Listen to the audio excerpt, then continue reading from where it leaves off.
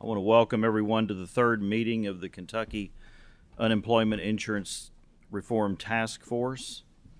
At this point, I'm going to ask Sasha to call the roll. I ask each member when answering the roll to indicate in the response whether they are here in the room or here remotely.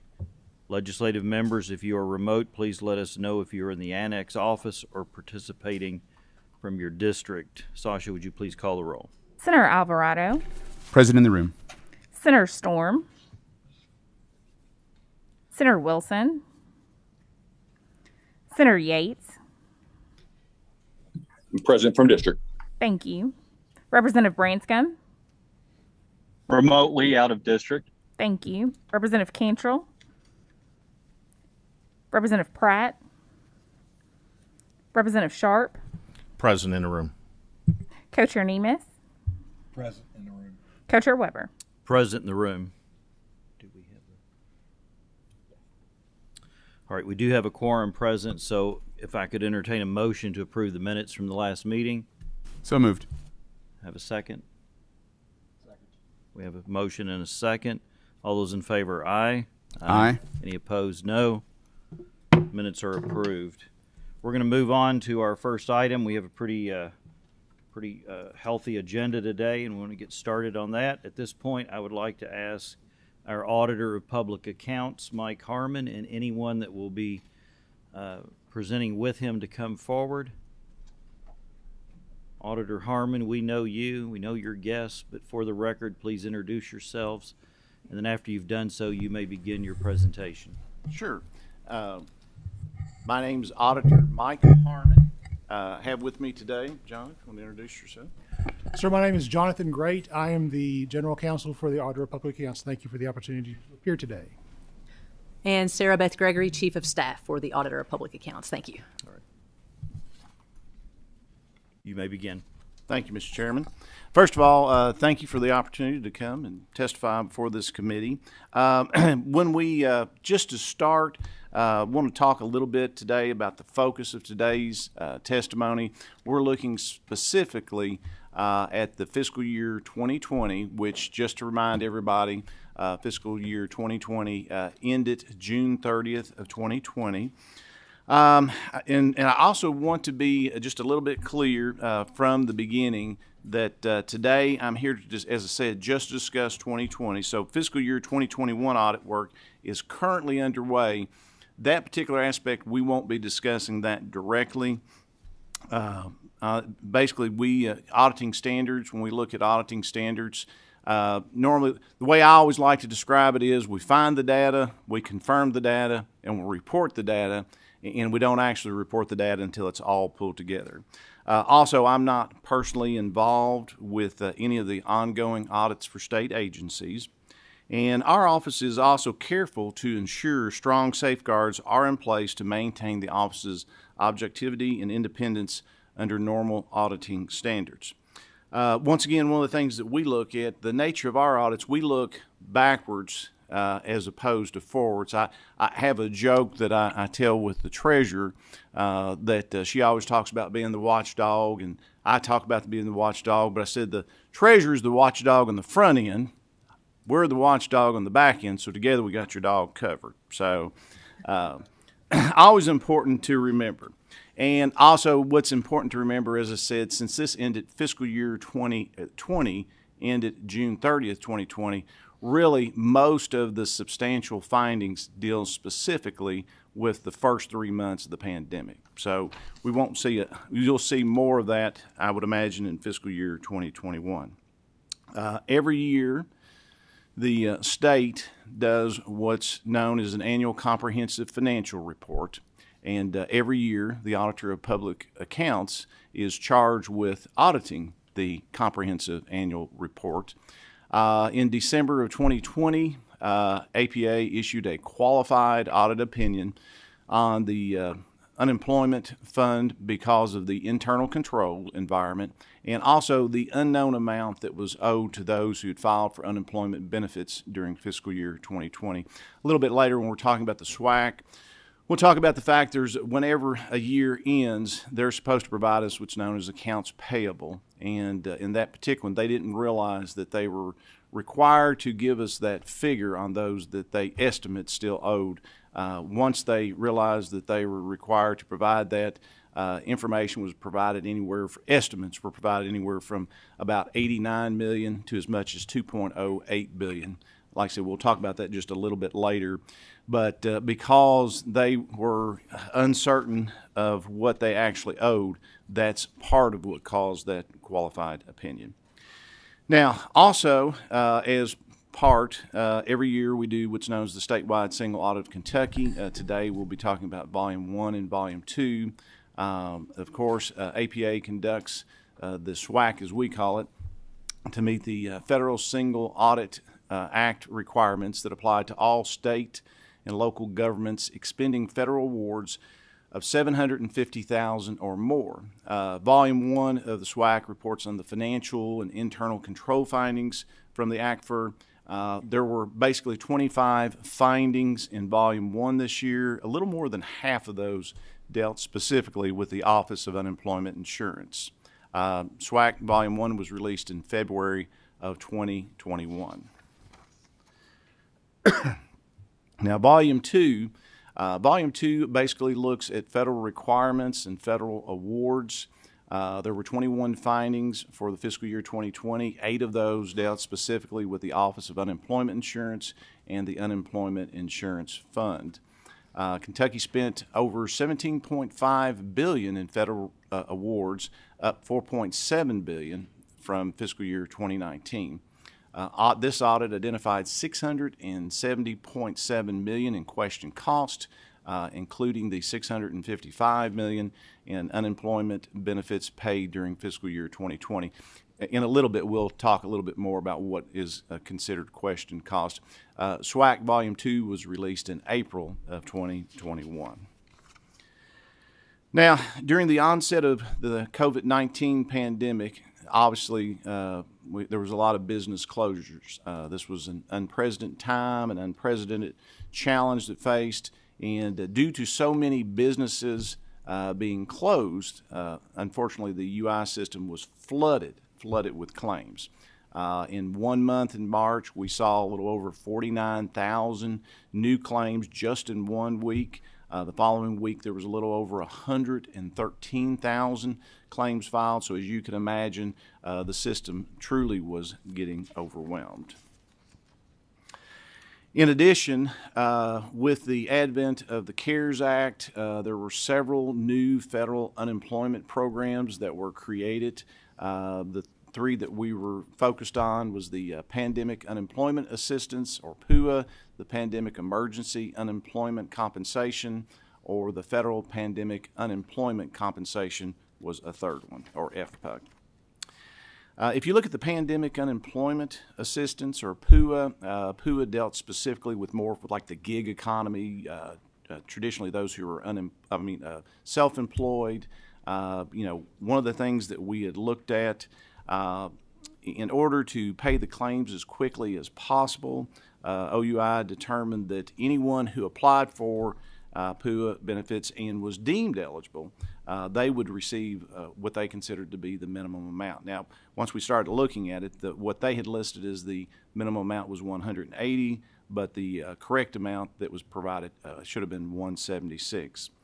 Individuals who were not initially given the opportunity to provide documentation so that would help them determine their earnings to determine if they qualified for more than that minimum amount. In addition, when PUA was initially launched, OUI management determined that all PUA claims would be automatically backdated to March 1st, 2020. As a result, there were claimants who had applied for and received unemployment benefits while they were in fact still employed. Now, the Pandemic Emergency Unemployment Compensation, that was an additional 13 weeks for individuals who had exhausted their traditional unemployment benefits, so that provided them a little bit more time. And then, of course, the Federal Pandemic Unemployment Compensation, or FPUC, that was basically the additional $600 per week enhancer for anyone that had received at least $1 of traditional or the pandemic or the Pandemic Emergency Unemployment Compensation. Now, for claimants receiving the maximum weekly benefit for traditional unemployment compensation, this would have amounted to $1,152 per week. For claimants who received the PUA and initially receiving the minimum of $176 per week, this would have amounted to $776 per week in unemployment. Now, during this time frame, one of the things that we identified was something that the administration labeled as auto pay. Basically, they had auto pay put in place. Certainly, it was very well intended. And what they did, one of the things that occurred, however, and OUI leadership made this decision that, based on this decision, actually led to federal law violations, and certainly we believe it sacrificed the program integrity in an attempt to more quickly get payments to the unemployment individuals. Like I said, it was probably very well intended, good intentions, bad results. But what AutoPay did, it allowed UI benefits to be automatically paid without requiring claimants to report their weekly wages. This information was needed to determine whether or not they were actually eligible for the benefits. AutoPay was only in effect for 2 weeks for traditional unemployment, 8 weeks for the pandemic unemployment, and actually seasoned OUI and COT staff tried to encourage them not to implement AutoPay, but they went ahead and implemented it despite those recommendations. Now, during that time frame, payments during that time frame, there was $17.8 million that was paid in traditional unemployment. There was $129.9 million was paid in PUA benefits, and there was $507.7 million was paid in the FPUC benefits. Now, while not all of these payments were improper, they were certainly paid out in a controlled environment that was highly conducive to improper or even fraudulent payments. And certainly a good illustration of that we'll look at in just a second was the payments that were actually paid to full-time state employees. So just to kind of look a little bit at that, we did a random sample of 37 state employees. What we found was that 16 of those full-time state employees, now these were full-time state employees that were still receiving their full-time benefit, but perhaps had received or had lost a part-time job. And of course, during this time frame, everybody was encouraged, if they had lost just a little bit of income, to apply. So there were 16 of these that we looked at, even though they were still full-time, that they had received both traditional as well as the additional $600 enhancement, despite the fact that they didn't qualify for either one. Now, when you look, and there was one person we looked at, one employee that had resigned from the state and lost a part-time job. They were actually underpaid $1,030. So if you look at the overall net of those 37, as I said again, it's a sample, there was a net overpayment of about $116,000, almost $117,000. Basically what that means is some of them got paid more than they were supposed to, like those 16. Some of them got paid less. Some of them got paid exactly what they were supposed to, but the net was a little over $107,000 or almost $117,000. Now, how did AutoPay contribute to this situation, or the improper state employee payments? Basically, claimants are normally, under normal circumstances, are required to report any earnings during the week for which they are claiming benefits. And of course, those full-time wages are what would have made the payments to the employees ineligible for those benefits. But with the adoption of the AutoPay policy, it basically eliminated that situation where they didn't ask basically a simple question, what sort of income do you have outside? And so since they didn't ask that, it did cause some concern. Now, I will say that, a lot of people have asked me, do you think they should have known? Well, perhaps, I'm not sure, but, there were key controls taken off. I would like to think that they would think that the system was put in place that if they did not qualify for it, that they would in fact be rejected from it. But those key controls were not in place for that particular question. Now, when we look at Volume 2 of the statewide single audit of Kentucky, one of the things that kind of popped out significantly in there, we found that 10 employees within the Office of Unemployment Insurance had applied for unemployment compensation, even though they were still full-time employees. They had applied for it, and we determined that they had accessed their own claims. This was despite the fact that there was training for them to specifically not access their own claims. Now, our auditors could not make a determination as to whether or not they had made changes or taken stops off, but by the mere fact that they had accessed their own claims, even though they had training to the otherwise, we have referred this particular finding both to the Office of Attorney General as well as to the Executive Branch Ethics Commission. When we look some of the other concerns that we had in this particular audit or audits, we had pervasive errors and miscalculations. Auditors reviewed a random sample of 99 claim weeks. So this is a claim week for one individual, 1 week. For 31 claim weeks, incorrect amounts were posted to employer accounts, and for traditional unemployment, as you know, these charges are used to calculate the employer contribution rates. For 31 claim weeks, benefits were not calculated correctly. These errors cumulatively amounted to about $17,830 in overpayments and $1,926 in underpayments. Once again, this is based on the sample. Additionally, $18,867 was overpaid because of OUI backdating PUA and FPUC claims to March 1st to individuals who were still employed during the weeks for which they were paid. Now, as I talked about earlier, we're going to talk a little bit about what is the definition of question cost. When a cost is questioned by an auditor because of an audit finding that resulted from a violation of federal law or terms of federal award. As I indicated earlier, the auto pay that was put in place that actually violated federal statutes because you're supposed to have certain controls in place. Auditors identified all of the $655 million that was paid during the auto pay as question cost. Now, once again, let me say that there was no controls in place to properly determine and certify the claimant's eligibility, but we're not saying that everything that was paid was fraudulent, but what we are saying, it was paid out in an environment that was subject to fraud and was definitely in violation of federal law.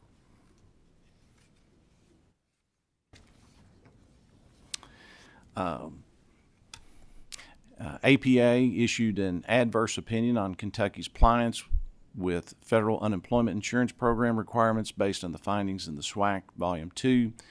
The OUI findings were significant enough to indicate the Commonwealth did not materially comply with the federal requirements for the UI program. Now, in common terms, adverse is actually the worst opinion that can be issued during an audit. Now, all SWAC findings are uploaded to a clearinghouse that reports, and this is a federal clearinghouse that reports the information to federal oversight agencies. In addition, our auditors found several accounting errors. Auditors identified OUI accounting errors that totaled over $750 million that our auditors had to work with to have corrected during the audit process. Also, some of the other findings that we had during the SWAC, we determined that federally mandated and state required monthly system security checks were not performed. This was a requirement, and sadly they were not performed. The UI mainframe performed various tasks that were undocumented and for which no one at UI or COT could provide an explanation. So basically, there were things going on. They could tell that something was going on, but they didn't really know what was causing it from the standpoint. System updates and software changes were pushed through with improper and missing documentation, lack of testing, and implementation even of the agency's own policies. So they had policies in place about how to implement new programs, but they didn't even follow their own policies in some cases. OUI failed to report data breaches as required by KRS. Many of you may know that my predecessor pushed for and got breach laws passed when I was in the House. I actually voted for those breach laws. There's a requirement that within 72 hours after a breach occurs that they're supposed to notify the auditor's office, the Attorney General, the Kentucky State Police, and some other agencies. However, there were at least 2 that we know of that went at least a month, if not 2, prior to being reported. Another thing that kind of gets missed sometimes, but OUI improperly suspended the Treasury Offset Program, or what's known as TOP. OUI suspended TOP collections on April 6, 2020, and had not resumed as of February 17, 2021. Now, states are required to use the TOP to collect unemployment compensation debts that remain uncollected after a year after they become due. In May of 2020, U.S. Department of Labor told OUI that TOP collections could not be suspended and told them again in February of 2021. Nationwide, TOP recovered $226.9 million for states that participated in the UI program in the federal fiscal year 2020. Now, getting back to what I talked about before, our qualified opinion for the ACFR, the Annual Comprehensive Financial Report for 2020, OUI did not provide the reliable estimate. That's what I was talking about earlier. This led to the qualified opinion for the Unemployment Compensation Fund for the Commonwealth's fiscal year 2020 ACFR, as I indicated.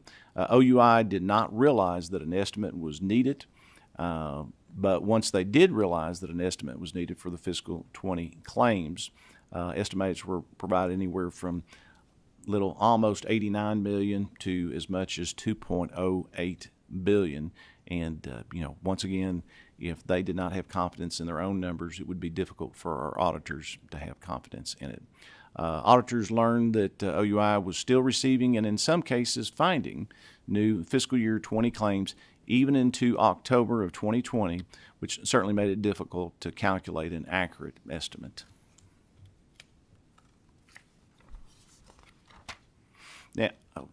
Now, although OUI officials made high-risk decisions, let's see, here we go. Oh, I'm sorry, did I?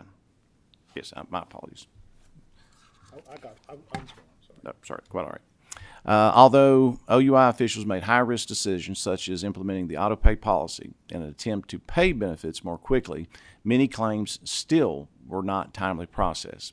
Now, as of October 29, 2020, the claims backlog of the unprocessed initial jobless claims totaled approximately 80,000. Now, we actually looked at some more recent, now these were media reports, this was not from our office, but as of June 2nd, 2021, there were still over 9,800 claims filed in early 2020 that remained pending. Also, as of June, more than 120,000 unresolved claims were pending, and 56,000 of those were presumed fraudulent. Once again, those were from media claims, not from our audit work.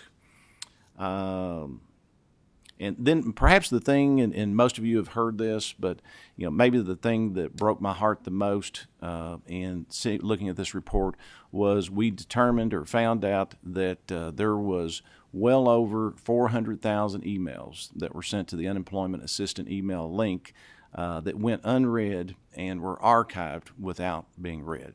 Now, auditors did not review the specific contents of the more than 400,000 emails, but these emails could include indications of problems for the OUI to address, certainly not to mention just general questions they might have about their claims.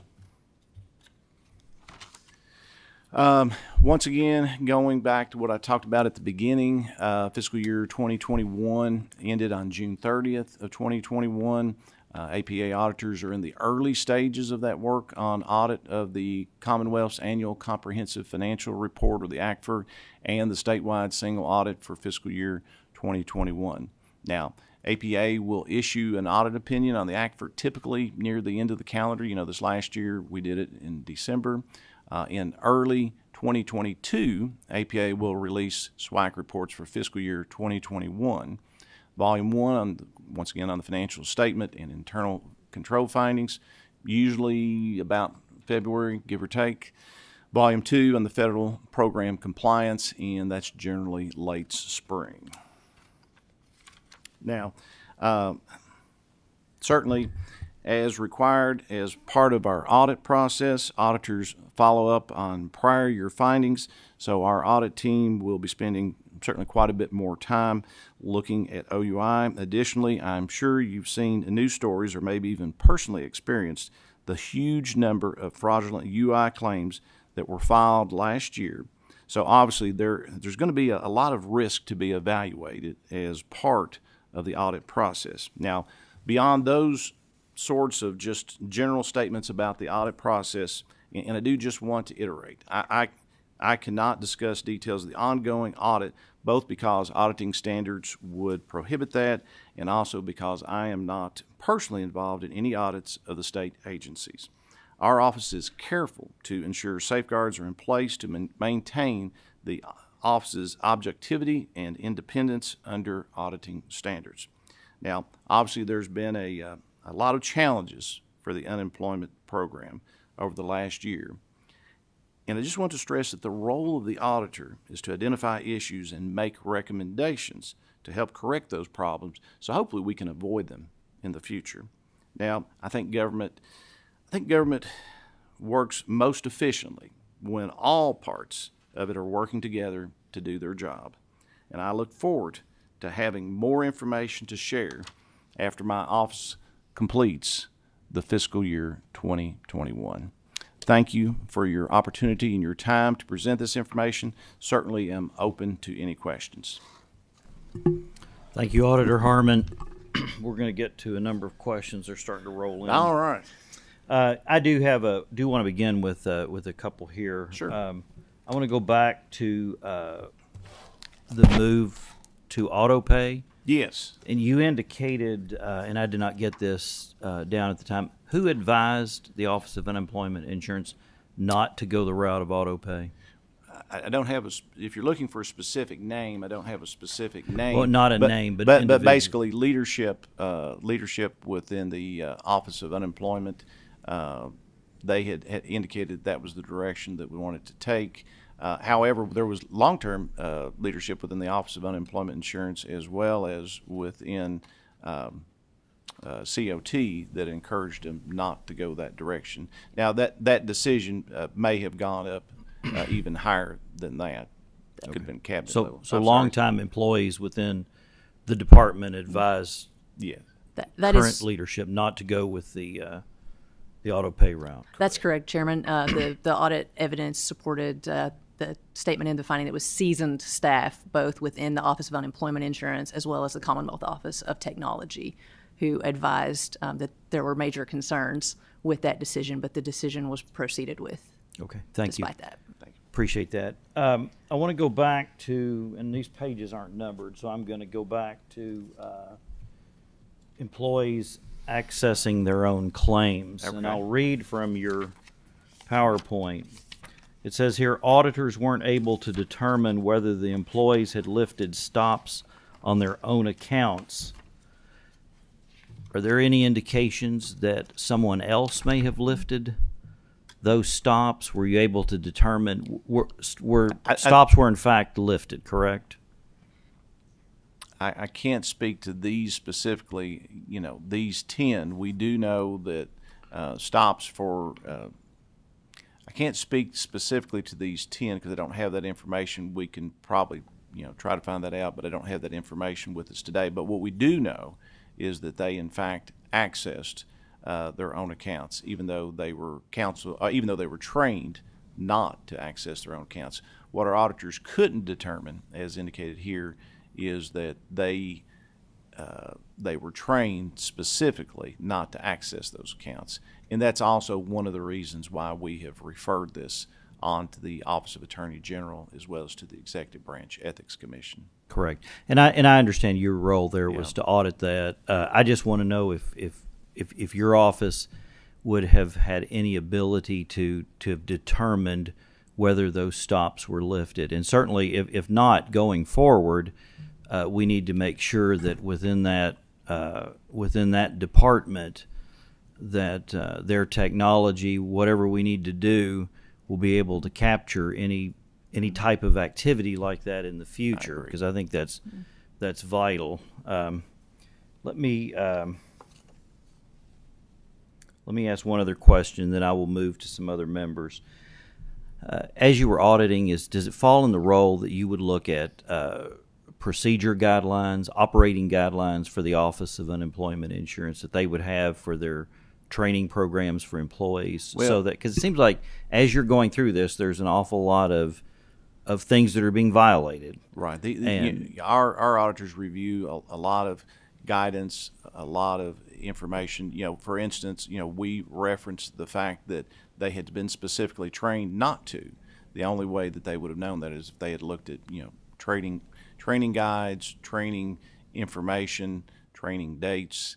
But also, one of the things that we looked at specifically, when we talked about just like the scans, the security scans, that is part of their policies. So we do look at policies in that regards as well. Those policies are all related to the internal control work that we do. Having good policies in place at an agency is a really important part of the internal control environment, which is something that's obviously a major part of the audit process that you look into. okay. So there were guidelines that the department operates under. Well, we looked at policies, for example, as Auditor Harmon said, on things like rolling out new changes in their software system. They had policies in place for certain tests and protocols that needed to be run before those system changes were implemented. One of the findings was that those policies were not followed, that changes were rolled out into the system before the testing had all been completed in accordance with the policy. So that's just one example. But in many instances, we do look to see, A, do they have policies that cover a lot of these things, and B, were those policies followed? And that was my concern, making sure were the policies there and are they being followed? Right. As a follow-up to the questioning I had, Senator Nemes has a question. Co-Chair Nemes. Thank you, Chairman.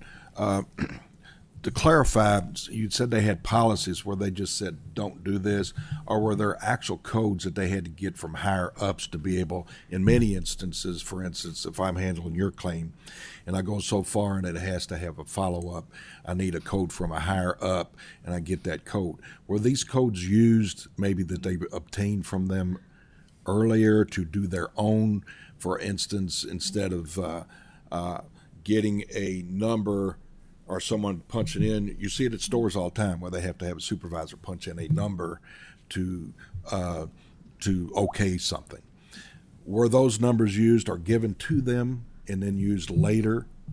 That is a great question, Senator Nemes, and I don't believe our audit findings spoke to that particular topic, so it's not something that I can answer as we sit here today, but I think that's an excellent question. Because a little bit of hypothetical and a little bit kind of hearsay is that there are codes when you get to a certain level that you have to get someone higher up to punch in, and those codes were maybe given to them and used abusively later. Thank you. Representative Pratt. Thank you guys for testifying today. Again, you look at the auto pay, evidently the COT said don't do this. It appears to me, if I listen to your report, this is a complete breakdown, not of the computer system, of just following the rules and regulations they had in place, and if they listened to people, they would not be going down the path they are now. Is that a correct statement? I think that's a fair statement. I think that's a fair statement. Obviously, there were warnings within COT and warnings within the Office of seasoned employees within the Office of Unemployment Insurance. Certainly, I would imagine they would still have struggles with being overwhelmed with so many new claims, but much of this probably could have been avoided if they had just followed both the federal regs and their own policies that they had put in place. Where was the oversight of all this? I mean, again, does it start at the top and come down, go from bottom, come up? How were they able to do all this without somebody raising a red flag? You know, I can tell you, my company, you break a policy procedure, there are severe consequences to that. But evidently, who was overseeing it?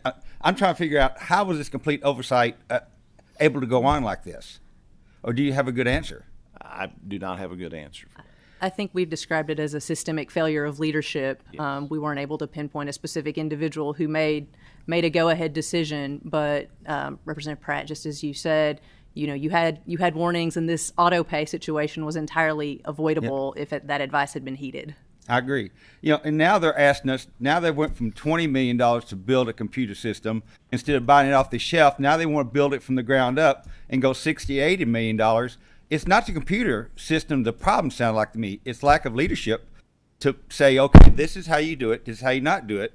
It really bothers me. Also, the USDL has a monitoring report. Have you all seen that? I don't know.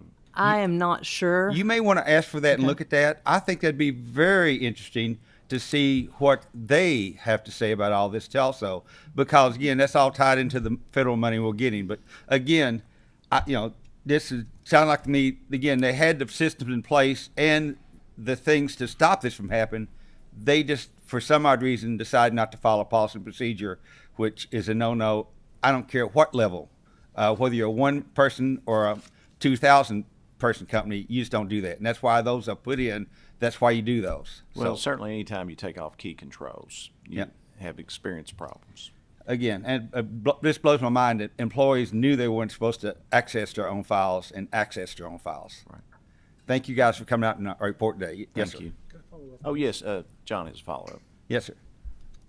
Representative Pratt, just a little extra insight that I would want to offer in response to your question about the Department of Labor report. Part of the structure of the Office of the APA is to have those who do the accountancy and the auditing. There's a bit of a segregation on their side. So the auditor is separated from audit processes and the evidence that they review. It comes to him when they are finished. So they could very well have seen that report, but for what's presented to the auditor, so that only comes to him after a licensed CPA has reviewed it. That's why I'm just not sure if our professional auditors saw that report or not. I understand, but if you haven't, you might want to get that report. Yes, sir, absolutely. Thanks, sir. Thank you, Representative. Representative Sharp. Thank you, Mr. Chairman. Thank you guys for being here today to testify. I've got basically two questions. One's really a clarification question, but we were talking about earlier lifting the stops, and in normal procedures, if one of the employees, the UI employees, lifted a stop, would that be indicated in the computer system? I believe so. I think the issue that we had, and that ties in with what Chairman Nemes was mentioning earlier, I believe we can see that stops were lifted, but we couldn't see specifically who lifted the stops. So I guess my question was, you could see where they were lifted, but you couldn't tell who lifted them. Right. Just as to the particular claimants that you were asking about, I'm not 100% sure in each of those instances whether stops were lifted or not. Okay. So. And then my next question is, we're talking about seasoned staff and all that. I'm want to deal in directness here. We're talking about non-political staff telling the political staff not to do something. I couldn't speak to that exactly, but is that a fair statement? As I said, I can't speak to that specifically, but I would think long-term employees would be seasoned staff in that regards. I think it's probably fair, but I couldn't confirm it exactly. Yes, sir. Thank you. Representative Kentrow. Thank you, Mr. Chair. Similar to Representative Sharp, I also have two questions. Okay. This has been a dangerous meeting. I'm going to tell you why, because I've done math while we've been sitting in this meeting. It's always dangerous for attorneys. It really is. So I'm thinking about your overall term that you used, the systematic failure of leadership. And I added up the numbers on slide 13 with the number of payments that were paid out. And I came up with a number of $655.4 million. Mm-hmm. That's correct. Then I added up what you were able to find in the claims that you looked at, which were the numbers presented on slides 14 and 17, which is $116,000 related to the state employees, and then the 99 claims that you looked at that resulted in a $17,000 and $18,000 overpayment, offset by a little bit of underpayment. And 99 claim weeks, just to further emphasize the small nature of that sample size. It size. is small. Yeah. And I'm not saying if you didn't look at more, you wouldn't find more. I'm not saying that at all. But all of that you're able to prove right now in this report is $152,000 in overpayments out of $655.4 million in payments. I did the math on that. That is 0.02% error rate, basically. Well, I think it's important to note these are samples. So really I think a better way to look at it is on slide 17, if you look at the random sample of 99 claim weeks. Those are 1 week in the life of one claimant, and we found 1/3. issues with 31 out of 99 claim weeks. So I think it's actually quite alarming if you extrapolate out the potential for miscalculation to the full scope of how many claims the system processed during that time period. Right, but I'm looking at it in terms of money. You were only able to prove this dollar amount out of this dollar amount. I think what Sarah Beth's trying to say is what we're looking at is just those samples. If you extrapolated out the money that, even take the 37 state employees, we don't have a number of how many state employees actually participated in it, but if you extrapolate that out, it will probably be a much larger number. But So- that is not data-based. We're only looking at the numbers and that's why that number is not included, because we're not going to extrapolate that out, because as I said earlier, our role is to find the data, confirm the data, and report the data. We're not actuaries, nor would we extrapolate that out. In this audit testing, we're not trying to calculate a total amount of errors and miscalculations. We're trying to identify the issues, internal control and processing issues that impact the Commonwealth's financial statements. And so we tested a large enough sample size to identify quite a significant issue there, and that is what is written in the audit. And if you look back, from the standpoint, we questioned about $670 million in costs. $655 million of that dealt specifically with the Office of Unemployment Insurance. But go back to the definition of question cost. We're not saying that every bit of that was paid out fraudulently. What we're saying is it was paid out in a fraudulent environment because key controls that are required by the federal government were actually taken off. That's good to know, because I'm glad you're not saying that, because you've only been able to prove that 0.02%. My other question is, your audit ends June 30th of 2020. That feels like a lifetime ago. It does. In this pandemic, it feels like a lifetime ago. And a lot of these are issues that have been brought up, like you said, in the media. And, we've actually had the labor cabinet here a couple of other times during our meetings. And we've asked them a lot of these questions that you brought out in your report. And they've answered them. They've taken care of a lot of them, right? A lot of these state employees have been fired. I think some of those 400,000 emails, some of those claims have been resolved since then. Work has been done, right? Your audit was from a moment in time. So, my question is, you've been a little cagey about, I'm not auditing state agencies right now. It's because you're running for governor. And, that's a kind of a clear bias against our current administration. Some would even say a conflict of interest. How are you addressing those conflict of interest issues, the bias issues? Auditor Harmon was invited to this committee, and there are quite a few folks that are running for governor, and I don't think that he has to be here today to defend himself. He is a statewide constitutional officer that has duties that are mandated by the Kentucky Constitution and Kentucky revised statutes. If you choose to respond, Auditor Harmon, you can. Thank you, Mr. Chairman. But you are not under fire here today. Well, thank you, Mr. Chairman. I do want to respond because I think it's a valid question.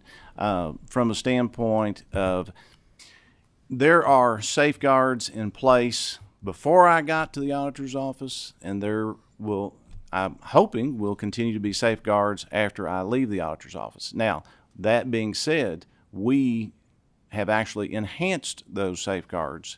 As I indicated, I'm not directly involved. We have, just like we talked about, we've got seasoned professionals who do the audits, every year. So I am confident. My first charge to when I first came in was that we don't target anyone, we don't give anybody a pass, we just simply follow the data, and that continues to be my charge. The other thing that didn't get brought up is, remember, this audit from fiscal year 20 actually covers half of the previous administration and half of the current.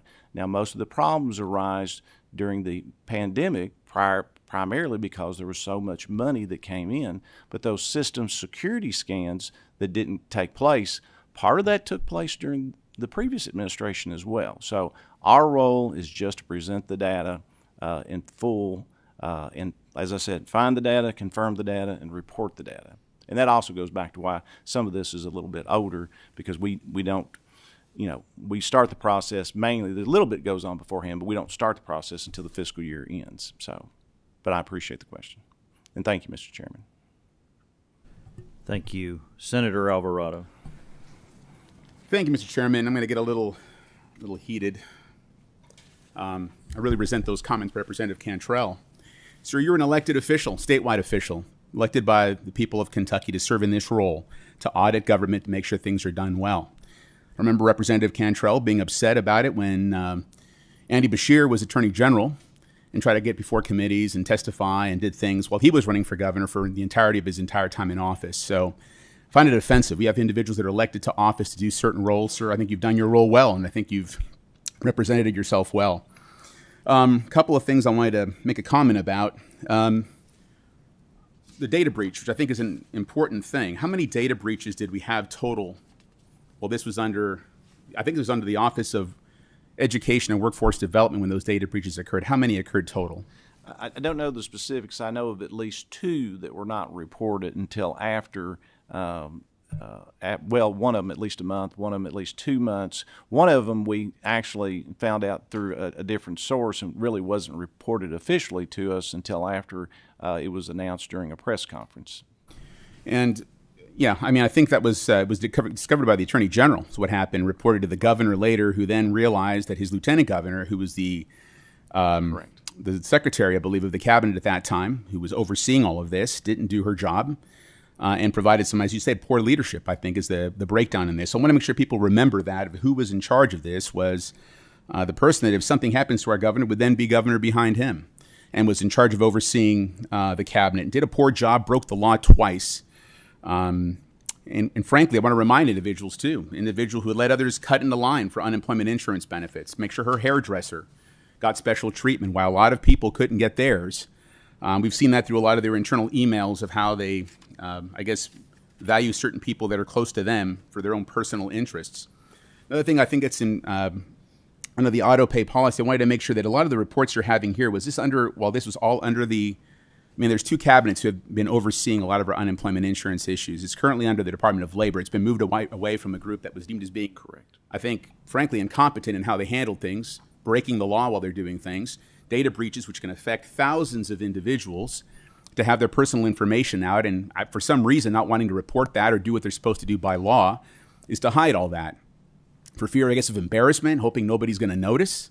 When we've had, obviously, the kind of data breaches, and now we have people applying for a lot of these unemployment insurance benefits, I can't help but think that a lot of people's personal information was used for the fraudulent claims that we've got going forward. So when a lot of these findings that you've had, has this been all under one cabinet, under both cabinets? You said it transcends over 2 administrations, but has it been under both of them or just one? Well, when you're I'm sorry, go ahead. I was just going to say, this was all while the Office of Unemployment Insurance was still under the Education and Workforce Development cabinet. That change didn't happen until after the end of fiscal year 20. Very good. So, but now if you look at it all occurred there. But if you look at the responses, most of the responses to our findings came from the Labor cabinet. Also true. Good point, Auditor. Yes. Very good. So a lot of it. So after it was moved over to a more competent cabinet, apparently from what I would view as an incompetent leadership, somebody who puts a lot of the citizens of Kentucky's personal information. I mean, people trust state government to protect this information. We have laws to protect it from private employers. When your own state government doesn't do a good job for the sake, I guess, of trying to save face, I'm not sure what the purpose of not reporting that out there as quickly as you can. I find that offensive. I find it upsetting. And I wanted to make sure that the committee and people who are considering that going forward are remind themselves of who was in charge of all this, who was overseeing it all. I know you give an estimate during your testimony also of how much you expect to be out in fraudulent claims. I understand there's some members of the committee who don't understand how typical audits work. I know as a doctor, I've got thousands of patient records. When Medicare and Medicaid wants to audit to make sure that I'm billing things properly, they'll pull 10 charts. Mm-hmm. And if they find, hey, 3 of these charts are improper, that extrapolates to 30% of your charges might be improper, and they do what's called rack audits, where they come back and recoup that.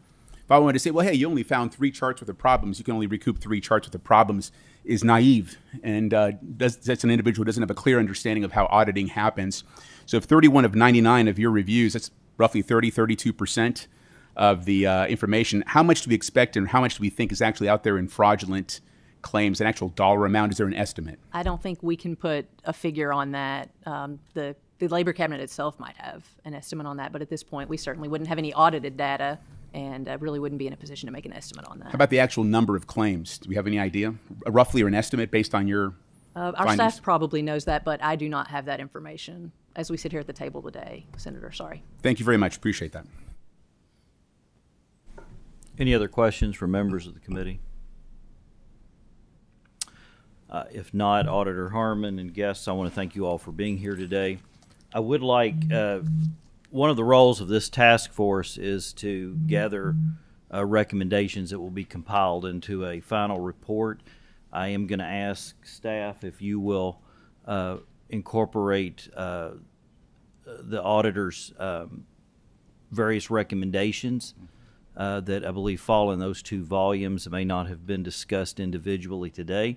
That does not mean that they will necessarily be in the final version of the recommendations that we submit today, but I do want those incorporated in so that as we move forward, we can begin looking at what's there. So if you can take care of that, certainly would appreciate that. I thank you for your time today.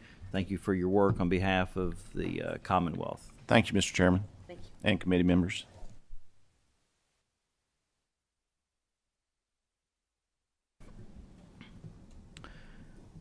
Our next presenter today, we're going to allocate a few minutes. Representative Sharp brought to my attention an issue that is affecting a constituent in his district, and I've heard of similar situations affecting folks in my district and across the state. One of the roles of this task force is to identify things that can be improved or changed within the Department of Unemployment Insurance. I think Mr. Boyles, who will be testifying today or will be presenting today, has some things that may be beneficial for this task force to consider moving forward. Representative Sharp, if you'll introduce yourself and ask your guest to introduce himself, and then you may proceed with your comments. Thank you, Chairman Weber. And my name's Scott Sharp. I'm a representative from the 100th District, Boyd County. And this is one of the constituents. If you would, please go introduce yourself. My name's Jeremy Boyles, just a unemployment recipient. Well, one of the issues that we've been experiencing, at least in the 100th District, is people that are filing for unemployment have to travel great distances to get an appointment when they can get an appointment. And in the last couple of times that this task force has met, I've specifically asked a question that, is that being fixed? And we've been told that it has been fixed. Well, recently here, Mr. Boyles has gotten an unemployment in-person appointment, and I would like for him to go ahead and talk about this appointment form and how he went about getting that, if you would, please. Okay. No need to push that? No, you're on. Okay. After I filed a claim in January of this year.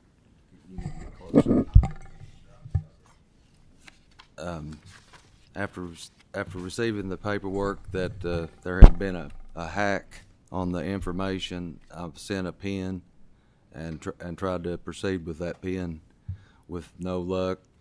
I went to the Ashland office where they took down my information to set up an appointment to come there.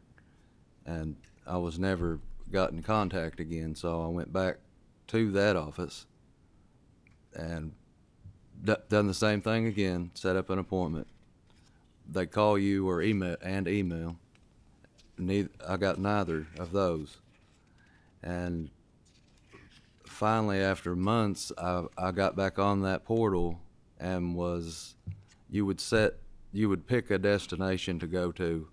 Ashland was never an option to go to. I'd tried to go there twice, but I ended up picking the one that was in Hopkinsville. It was the second choice. I canceled the first one, and I canceled this one too because of some health issues, but there was really no way I could have drove down there at that time anyway. But I've been waiting since January to hear anything back that I've got an approval letter, a monetary letter, and a final determination, but that's as far as I've made it. And I got a check for 10 cents on two or 3 weeks ago for 10 cents. That's the only thing I've saw. That's all I've got. What was the payment for? What was the 10 cents? Was there any Unemployment indication? insurance. I've got the check here. It was. Sorry, I've got it. I know it's in here. Yeah, it was the unemployment insurance check. I got it in the mail one Saturday and thought, well, they finally got my claim.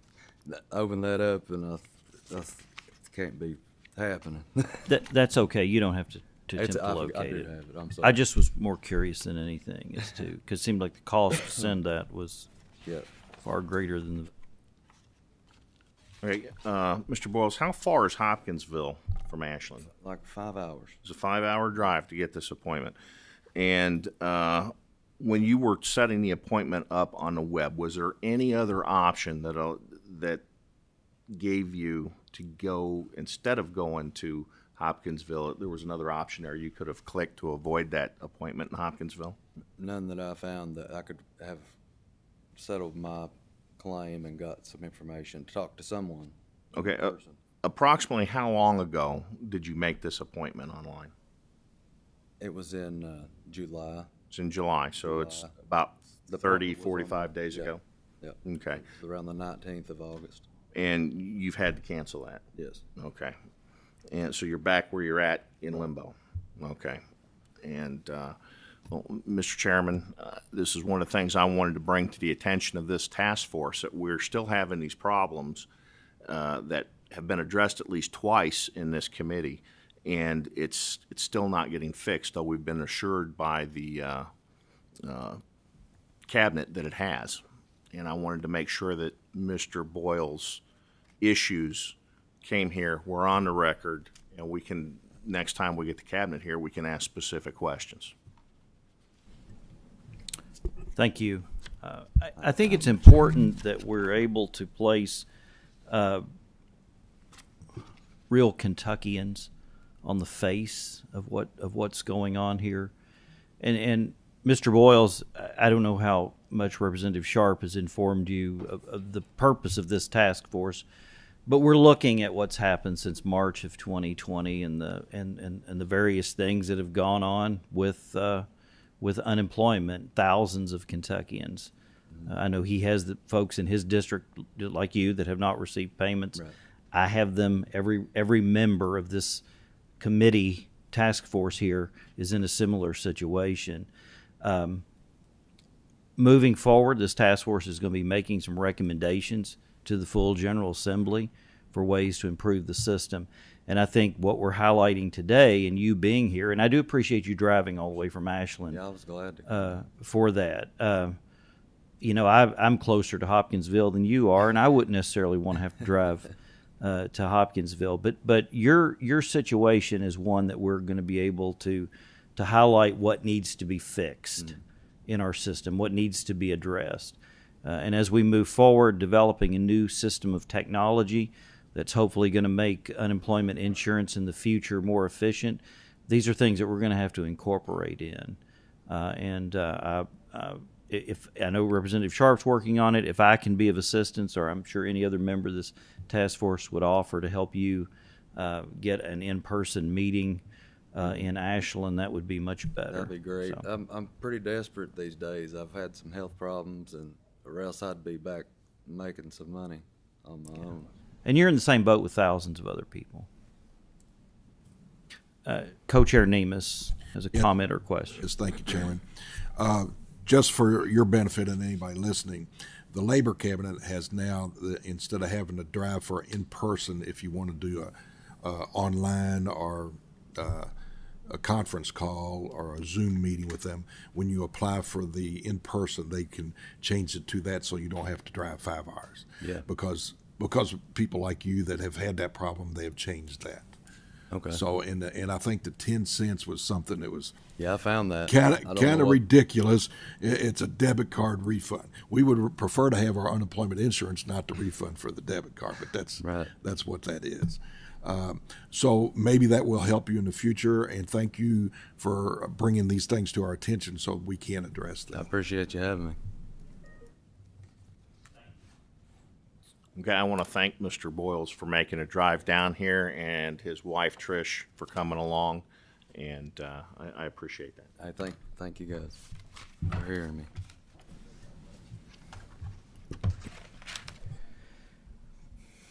We'll now move to our final presenter today, Mr. Joe Horvath, Senior Fellow with the Foundation for Government Accountability, will be coming today. I asked Mr. Horvath to come.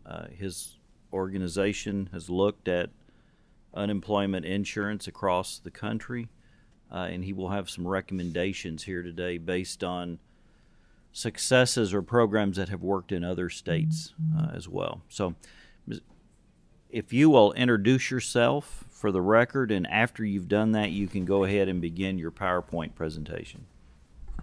Yes, sir, absolutely. My name is Joe Horvath. I'm a senior fellow with the Foundation for Government Accountability, and I wanted to start by saying thank you. I've been traveling to a lot of states over the past 18 months at the start of the pandemic talking about unemployment systems, and there aren't a lot of committees, legislatures, legislators who are as day-to-day involved and proactive and responsive to some of these issues, including in states that have had very similar challenges. We're talking Michigan, Ohio. So you know, it's probably cold comfort to say, but what you're doing now can kind of serve as a model for some other states. But I just wanted to get that out of the way early.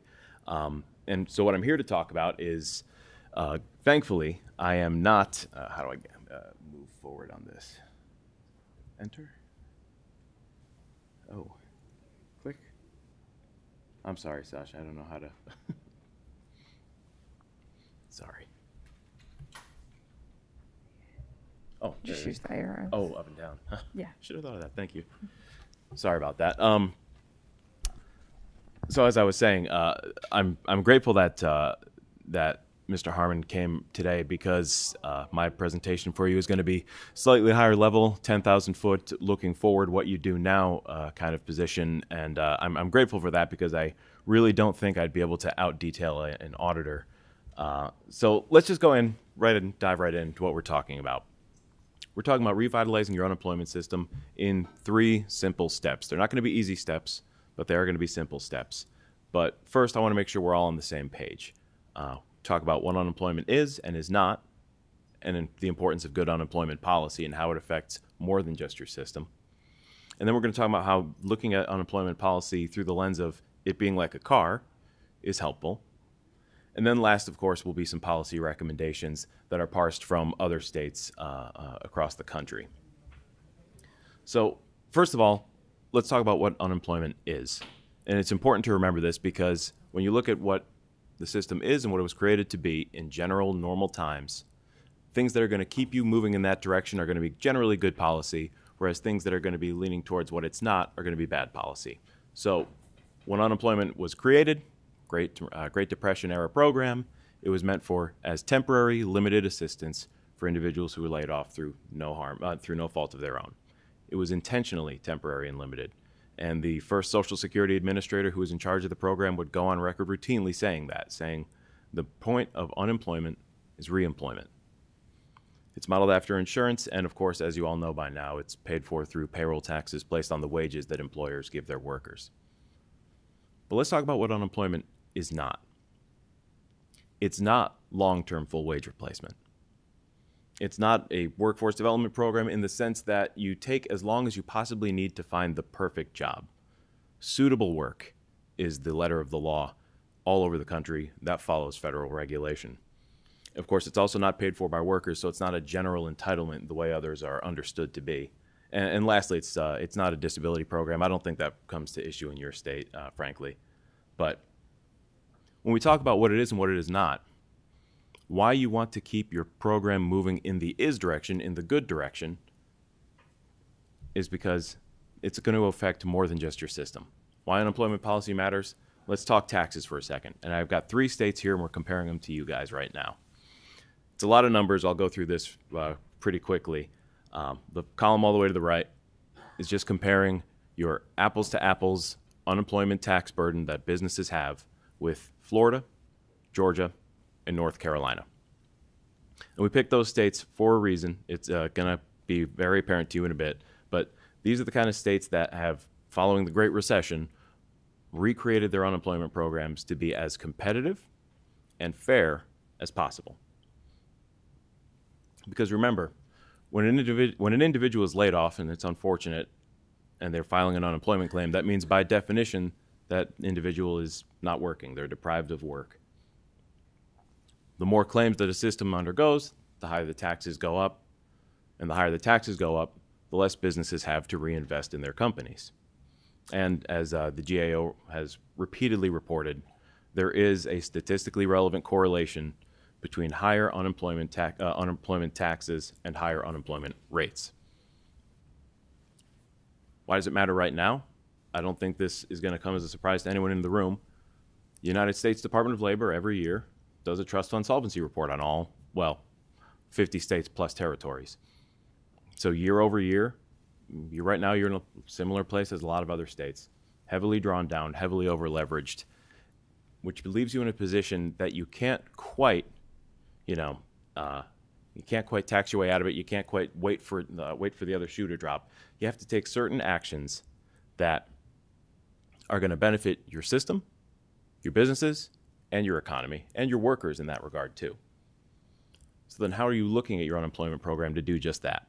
And I know he's not president anymore. I just like this picture. I need to change it to President Biden at some point. It's a little bit of an old one, but it's 2 ways to look at it. Generally, people are going to tell you that there's 2 levers to pull for unemployment policy reforms moving forward. You've got benefit reform, and you've got program integrity reform. The auditor was here. He spent a lot of time on program integrity. That is just as important. Benefit reform, 2 sides of the same coin. Recontextualized, saying it as helping businesses drive and protecting your car. Because if you think about the unemployment insurance program as a car that you guys own and have legitimate oversight authority over, there's 2 ways you approach it. Someone else is driving it. Who else is driving it? Your business community.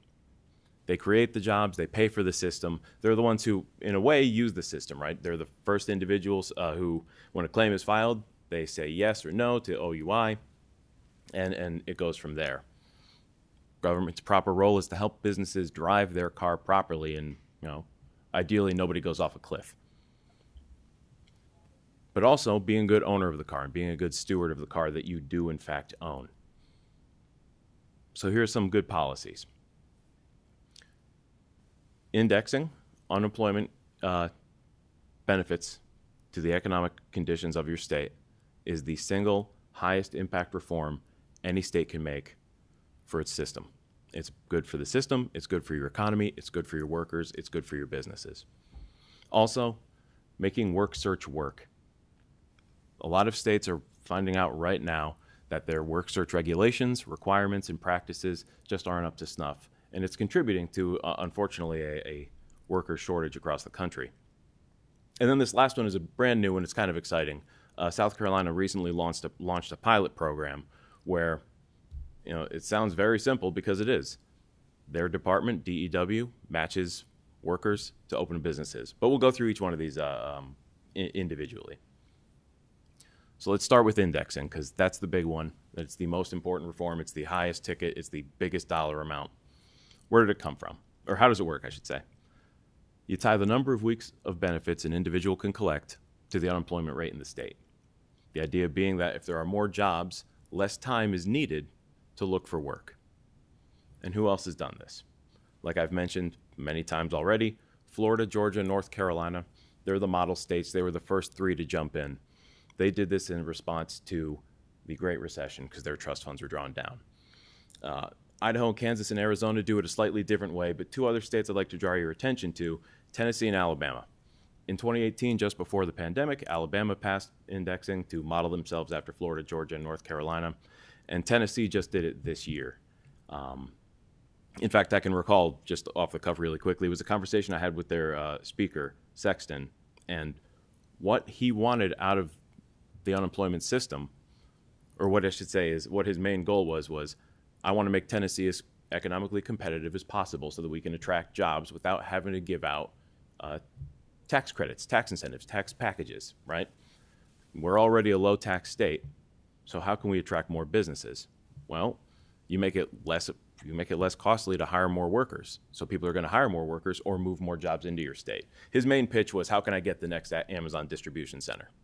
Well, that's one way to do it, is to make it more affordable to hire a lot of workers. But let's use Florida's case study for indexing, and let me show you why this worked, or how this worked so well for them. If we rewind back to 2011, Florida was insolvent, just coming out of the Great Recession. They were in the same place as a lot of states. They borrowed money from the federal government. They were not doing well. They needed answers. 2012, they passed this reform. And you look from 2011 to 2018, 7-year windows, we did the study a while back. Every major metric they made marked improvement on. The number of time people spent on the system was cut in half. Because of that, program costs were slashed.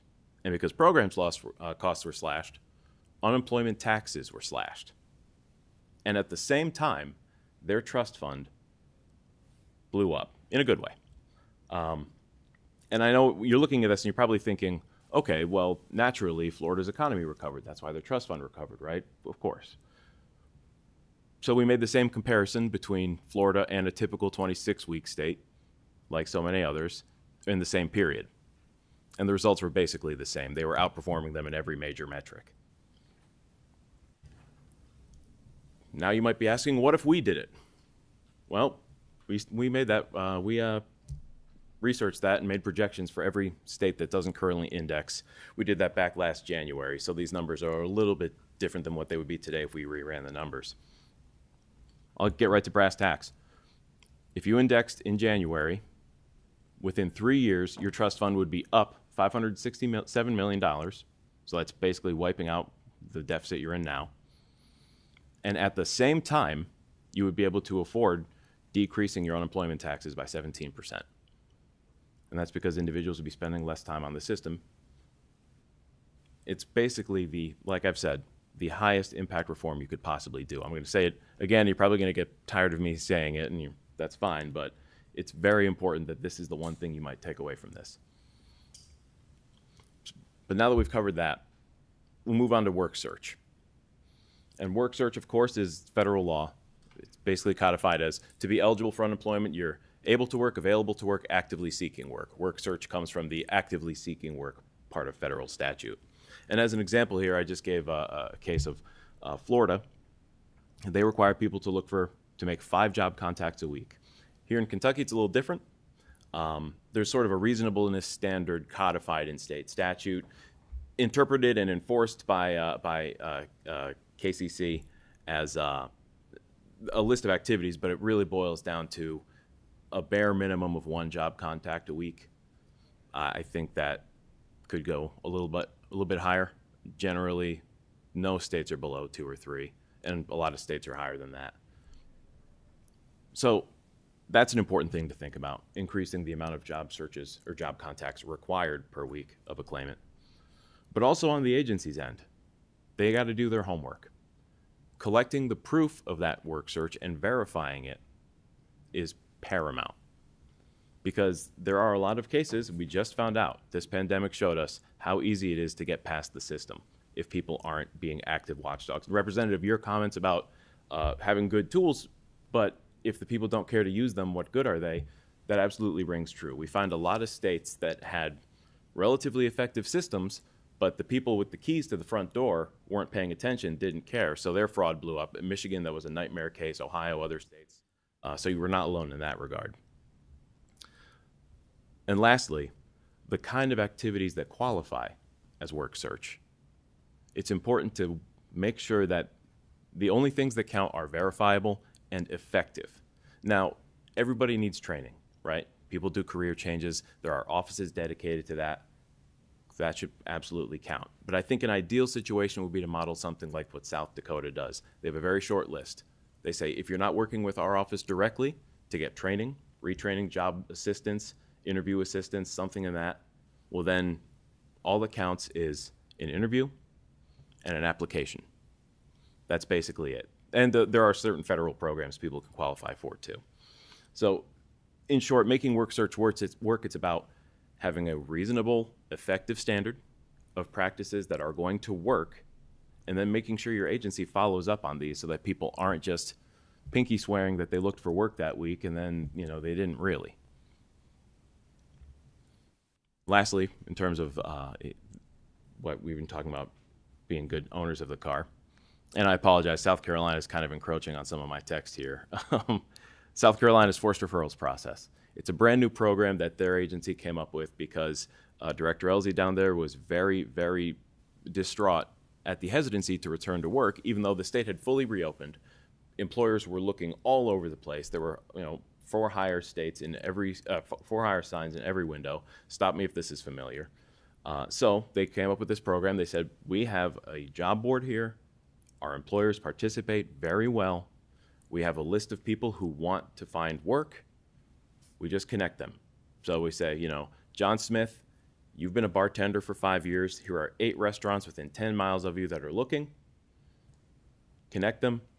You're going to have a phone call with them this week. And if you don't, well, I guess that means you're not too actively seeking work. It's harsh, but it's fair. In fact, I've used that line, harsh but fair, on this specific reform in a number of states, and the response I usually get is it doesn't sound harsh at all. It's really simple, it's effective, and it works on the main goal. The main goal is getting people back to work, and sometimes they need help. This is help. Then we talk about protecting the car, and this is the program integrity section, right? Just going to be a lot. It's going to sound very familiar with what Mr. Harmon was talking about. But first, if you haven't already flipped ahead in the PowerPoint and know what I'm going at, I want you to imagine something. I want you to imagine Elon Musk with a very expensive prototype car that no one's ever seen before. It costs a lot of money. All right, so now that you're imagining it, and you might have already flipped, you can see it, and now you can never unsee it. Now imagine he drives up to the airport, steps out of his car, kind of loudly shouts to no one in particular, hey, I'm going to leave this here for 6 months, everybody. It doesn't have low jack. I didn't set the alarm. I'm not even really sure the door locks work, but it's okay because I didn't lock the doors anyway. So please, nobody steal my car, guys. Really. It's an expensive car. Nobody steal it. What's going to happen? Well, we all know what's going to happen. It's an opportunity for fraudsters to come in and abuse the system. Unfortunately, I use the CARES Act as a heading because it was a brand new prototype program. There were not sufficient guidelines put into place. And so, we saw high-profile fraud case after high-profile fraud case. Prisoners, the Nigerian fraud ring Scattered Canary.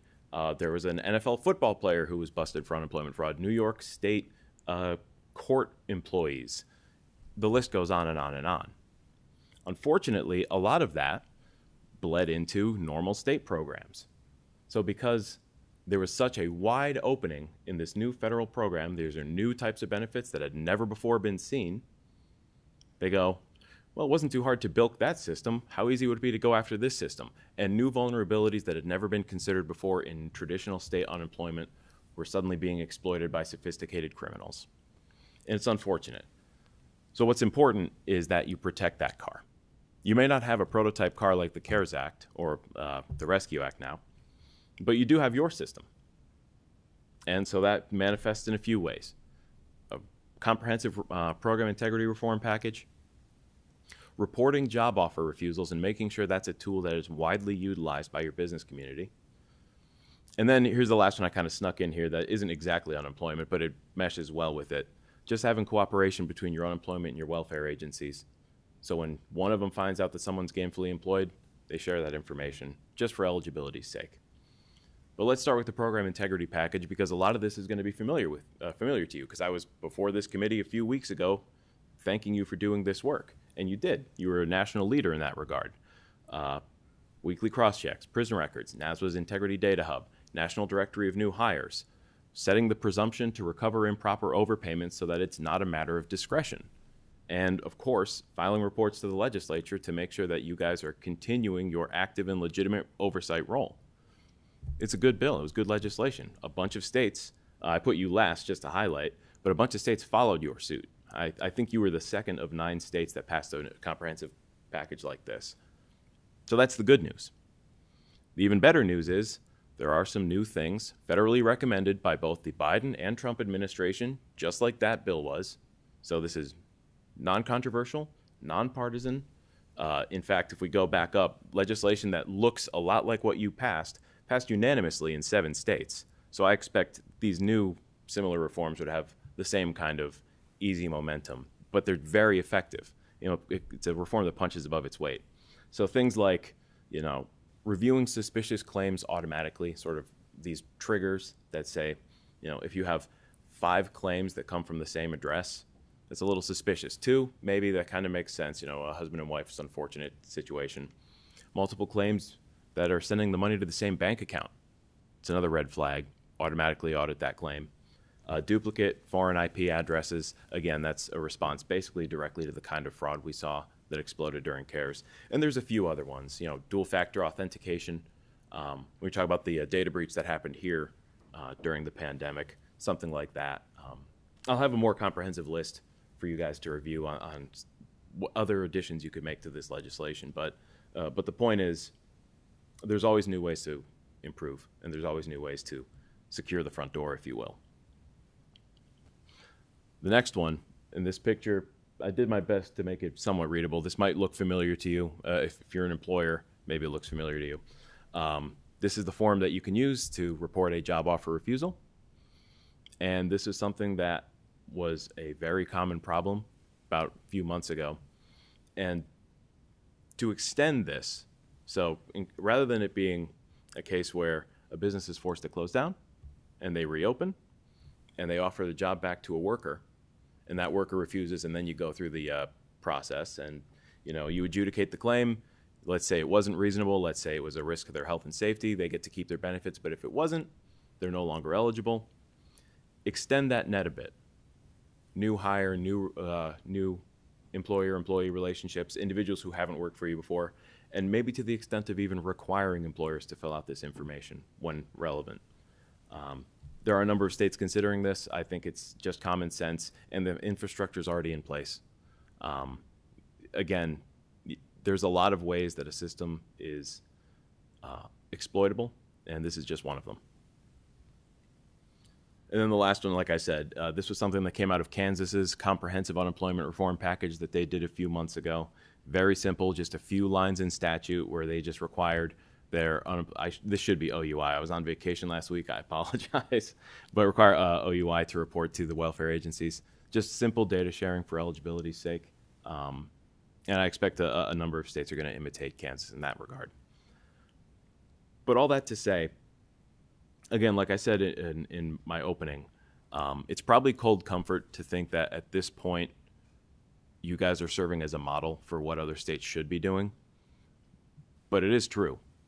And, part of my organization's mission is to take best practices for a number of states and then share them among the states just so that everybody's doing the best they can. But I have to say, it is encouraging. It's an unfortunate past 18 months, but it is encouraging that the work you're doing, the progress you're making, like I said, it may not look great right now, but, these seeds will bear fruit. So I'm happy to take any questions. Representative Pratt. Again, well, not so much, I guess more of a comment than a question. Thank you for your presentation today. As someone who actually has employees and meets payroll, I'm glad that, again, a lot of people don't understand what UIR is. A lot of people say it's my money. Well, no, it is your money, but it's not your money. I pay it in. I have to pay that. Now, a lot of people got to understand that it is for laid off, not for quitters, not people walk off the job. It's not meant to be long term. It's meant to tide you over till you get your next job.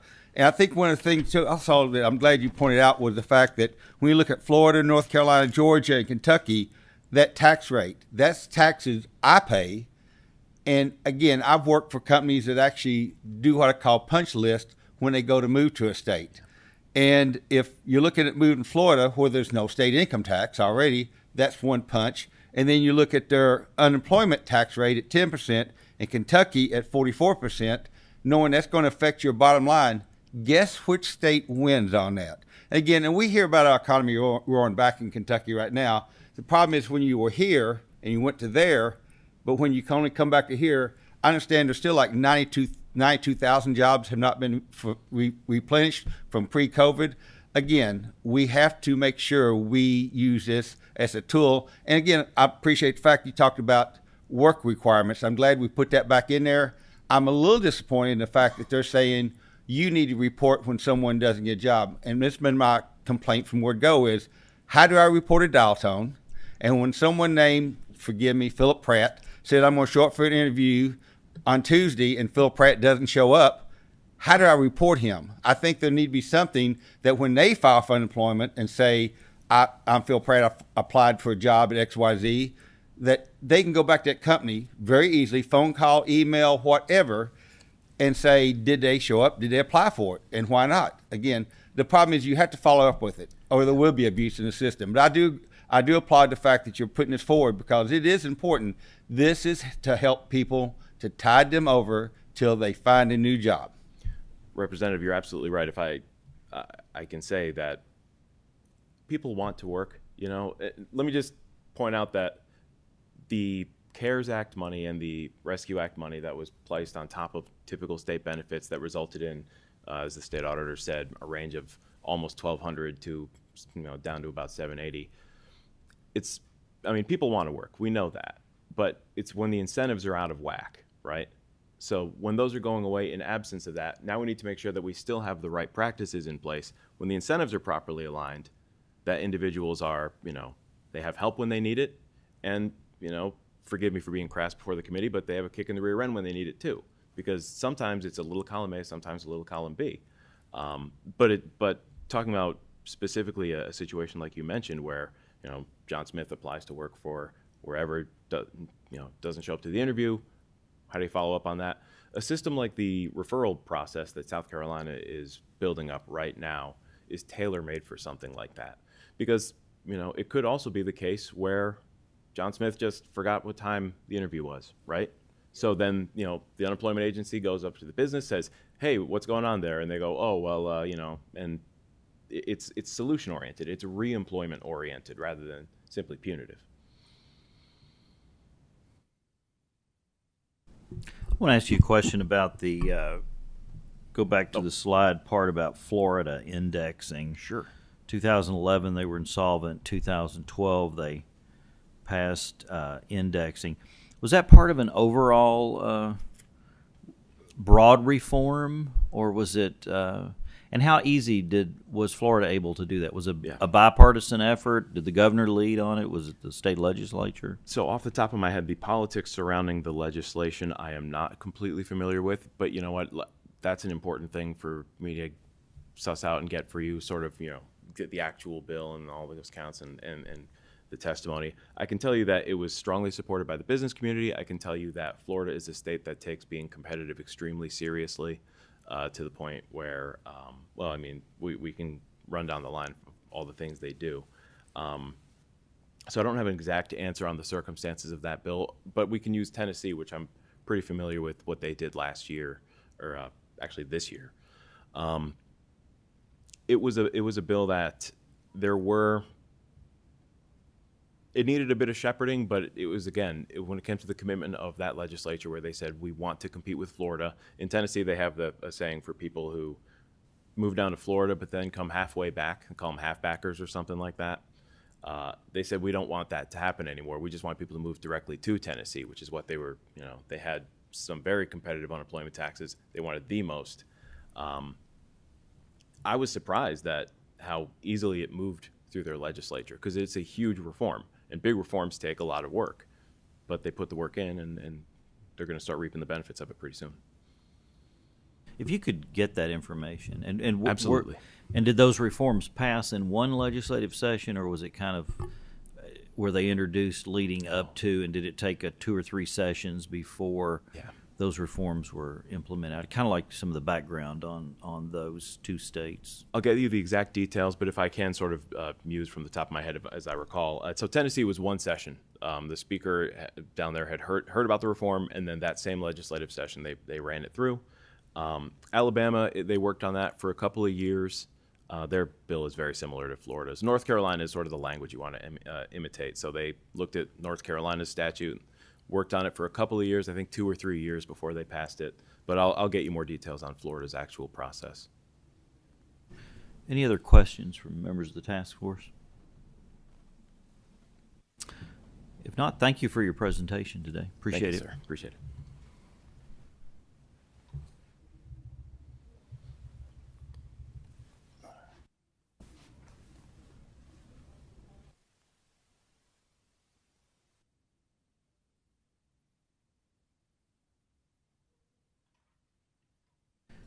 All right.